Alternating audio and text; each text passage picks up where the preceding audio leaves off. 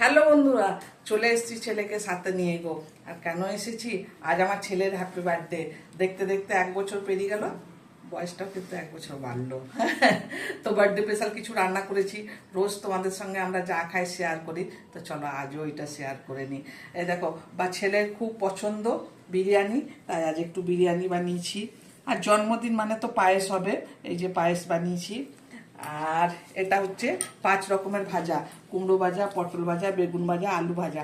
আর মাছ খেতে ভীষণ ভালোবাসে, তাই একটা গোটা মাছ ভাজা করে দিয়েছি। আর মিষ্টি তো থাকবেই, বাঙালি মানে মিষ্টি থাকবে না, এটা হয়। আর এই যে এখানে আছে রায়তা, আর এটাকে কি বলে? মইতো। মইতো, মইতো।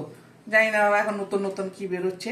আর দেখো, বিরিয়ানিটা আমি বাঙালি বিরিয়ানি রান্না করেছি, ডিম দিয়েছি গো, আলু দিইনি। আর খুব রিচ হয়ে যাবে। আর কেমন হলো আমার এই যে বার্থডে স্পেশাল রান্নাটা, অবশ্য কমেন্ট করে বলবে। চলো এটা এখন আমরা এনজয় করি।